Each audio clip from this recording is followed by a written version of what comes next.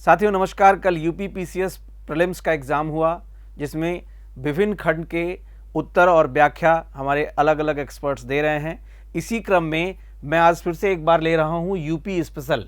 UP special में कितने question पूछे गए हैं, उनके क्वेश्चंस के आंसर और एक्सप्लेनेशन मैं आपको बताने जा रहा हूं। अगर मैं क्वेश्चंस देखूं तो एक क्वेश्चन था पहला, उत्तर प्रदेश बजट से आ गया था। वित्तीय वर्ष 2020-21 की बजट के संबंध में निम्नलिखित में से कौन से कथन सत्य हैं?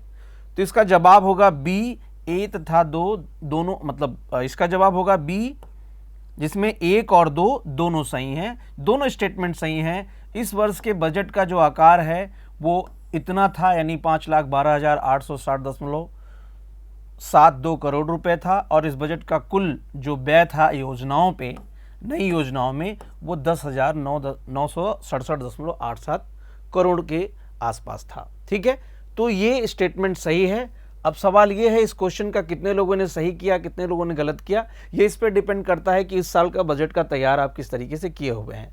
ये थोड़ा अनएक्सपेक्टेड था क्योंकि लास्ट ईयर का बजट पूछ सकता था, लेकिन उसके एक साल पहले के बजट का चीज़ें पूछ लिया है, तो थोड़ा सा ये अनएक्सपेक्टेड था। लेकिन परेशान होने की ज़रूरत नहीं है, सबके लिए अनएक्सपेक्टेड रहा होगा। दूसरा एक ट्रेडिशनल क्वेश्चन है यूपी को लेकर के। वो क्या है? क्वेश्चन पूछा है, उत्तर प्रदेश में निम्नलिखित में से कौन सा वन्य जीव अभयारण्य 1975 में स्थापित किया गया था? तो वन्य जीव अभयारण्य की अगर बात करें यूपी की, तो मैक्सिमम वन्य जीव अभयारण्य आपको यूपी की अगर बाउंड्रीज की बात करें तो उसके किनारे किनारे आपको मिल जाएंगे। जैसे मैं आपको हूँ, महाराजगंज में आपको सोहगी बरवा मिल जाएगा, ठीक है, और आप इधर चले आइए बलरामपुर श्रावस्ती तो सोहला देव मिल जाएगा। उसके और आगे जाएंगे तो कतरनिया घाट मिल जाएगा। फिर उसके और आगे जाएंगे तो किशनपुर, जो दुधवा जिसको कहते हैं, वो मिल जाएगा। और ऊपर चले जाएंगे तो अगर यूपी का मैप आपके दिमाग में हो तो हस्तिनापुर मिल जाएगा। इधर आप चले आएंगे कैमूर की पहाड़ियों की तरफ, यानी बघेलखंड के क्षेत्र में, ये मिल जाएगा आपको। इटावा के आसपास चंबल मिल जाएगा आपको। तो ये पूरा साइड से है ये, ठीक है। तो अगर इसमें देखेंगे, जो कतरनिया घाट है 1975 में इसकी स्थापना हुई थी, कतरनिया घाट की, ठीक है। तो कतरनिया घाट इसका सही जवाब होगा। अगर चंबल वन्यजीव अभयारण्य की बात करें तो 1979 में हुआ था, ठीक है। रायपुर की बात करें तो 1983 में आएगा, और किशनपुर की बात करें तो 1972 में बना था। तो आपका सही जवाब इसमें जो होने वाला है वो है कतरनिया घाट, और कतरनिया घाट में आपको बताऊं बहराइच में है, ठीक है। बहराइच में पूरा विस्तृत है। आगे क्वेश्चन था अगला, निम्नलिखित में से कौन सा डैम उत्तर प्रदेश में नहीं है? कौन सा डैम उत्तर प्रदेश में नहीं है? तो इसका सही जवाब होगा ए, बदुआ। बदुआ डैम बच्चों बिहार में है। बदुआ डैम कहाँ है? बिहार में है। जबकि अड़वा डैम मिर्जापुर में है। अहरौरा डैम ये भी मिर्जापुर में है। अहरौरा डैम आपने अहरौरा लेक सुना होगा, अशोक के टाइम काल का है अहरौरा लेक, इसमें है। और बघेलखंड जो डैम है ये बलरामपुर, यूपी का एक जिला है, वहाँ के आसपास नेपाल बॉर्डर पे बना हुआ है, वो ये है, ठीक है। और अब देखिए इसका सही जवाब क्या होगा? ए होगा। चौथा क्वेश्चन क्या है इसमें, जो मैंने क्वेश्चन लिया हुआ है वो ये है, जो मैंने टाइप करा है उसमें, कि उत्तर प्रदेश में एक जिला एक उत्पाद कार्यक्रम के आधार पर निम्नलिखित में से कौन सा सम्मिलित नहीं है? ओडीओपी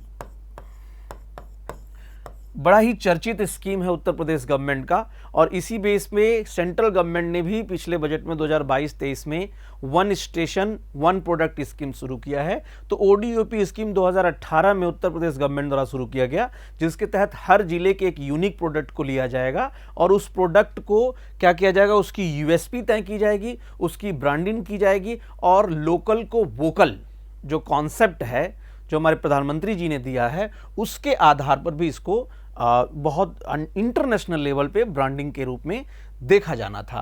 तो ये ओडीओपी स्कीम है, हर जिले के लिए एक एक किया गया है। इसमें क्वेश्चन पूछ रहा है कौन से जिले के लिए कौन सा सही सुमेलित नहीं है। तो देखिए ए भी सुमेलित है, गौतम बुद्ध नगर अगर देखेंगे रेडीमेड कार्ड। अगर आप ओडीओपी जो इसका ऑफिशियल साइट है उस पर जाके आप देखेंगे तो आपको मिलेगा अमेठी मूंज के उत्पादन के लिए है, आगरा चर्म उत्पादन के लिए, जबकि बागपत लकड़ी के खिलौनों के लिए पॉपुलर नहीं है, यह है होजरी होम फर्निशिंग के लिए।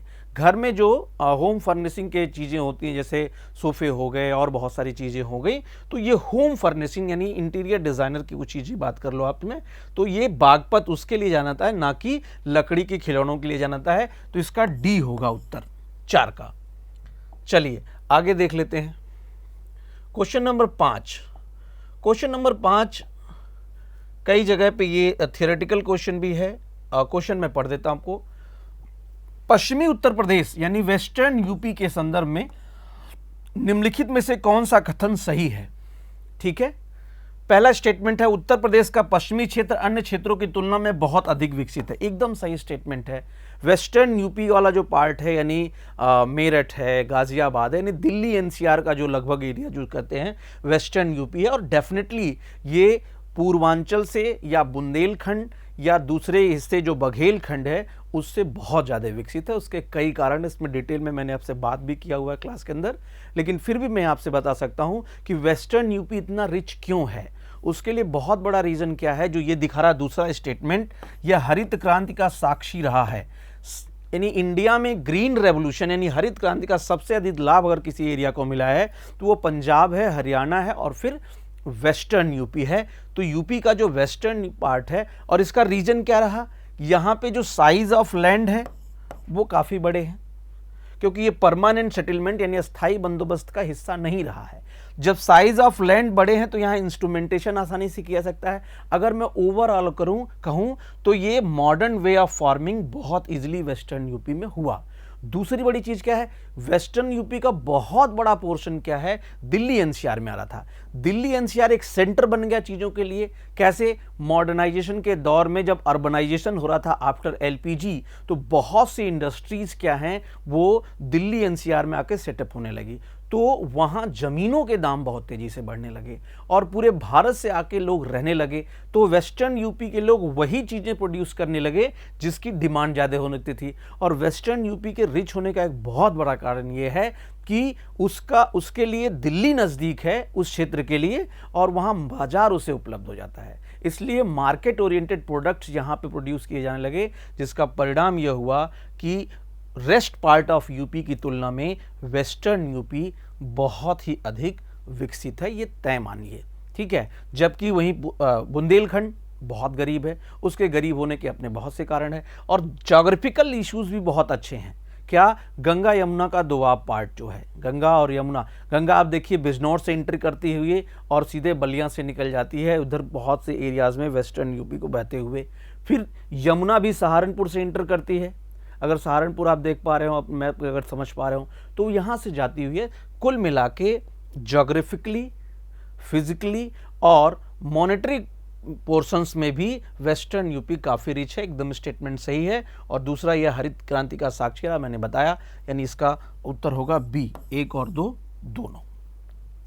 चलिए अगला देख लेते हैं। कह रहा उत्तर प्रदेश में निम्नलिखित नगरों का विचार किए तथा जनसंख्या के आधार पर उन्हें अवरोही यानी डिसेंडिंग, ठीक है, यानी घटते हुए क्रम में, यानी सबसे अधिक जनसंख्या वाला शहर कौन सा है, उसके बाद कौन सा होता है, तो इसका जवाब होगा सी, 2413। ठीक है, 2 यानी कानपुर। कानपुर की जनसंख्या लगभग 45 लाख के ऊपर है। ठीक है, सिटी की है। उसके बाद से 4 यानी लखनऊ, फिर उसके बाद से 1 यानी गाजियाबाद, फिर 3 नंबर यानी आगरा है। तो ये इसका सी होना चाहिए। ठीक है, अगला क्वेश्चन नंबर 7। क्वेश्चन नंबर 7 थोड़ा एम्बिगुअस है, ये बहुत क्लैरिटी हो नहीं रहा है। इसको जो मैंने अपने हिसाब से सर्च किया है उसका मैंने ए लगाया है, लेकिन आप आयोग के आंसर का वेट करिए। ये आयोग का जो आंसर आएगा उसको मानिएगा। मेरे हिसाब से ये चीज़ें, ये थोड़े से आज़ादी के बाद से निकलने वाले पत्रिकाएं हैं, तो ये थोड़ा सा ये मिल भी नहीं रहा है और ये थोड़ा सा एक एम्बिगुअस है। तो इसका मेरे हिसाब से ए होगा, लेकिन फिर भी मैं कहूँगा, मैं स्टार लगाता हूँ उस पर, कि आप थोड़ा सा वेट करिए। अगला है क्वेश्चन जो है वो कौन सा है, दुधवा राष्ट्रीय उद्यान उत्तर प्रदेश में निम्नलिखित में से किस जिले में स्थित है? तो इसका सीधा सा जवाब है लखीमपुर खीरी जिले में दुधवा राष्ट्रीय उद्यान है, और ये 490 किलोमीटर के आसपास फैला हुआ है। और ये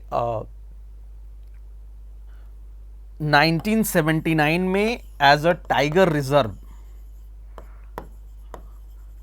रिजर्व भी घोषित हुआ। अगर और टाइगर रिजर्व की बात करें तो पीलीभीत है, अमानगढ़ है, तो ये चीज़ें आपको देखने को मिलेंगी। तो ये 8 क्वेश्चन थे जो यूपी स्पेशल से आए हुए थे आपके सेगमेंट में, और मुझे लगता है कि इन चीज़ों पे और डिटेल बातें क्लासरूम में होंगी आप लोगों के साथ।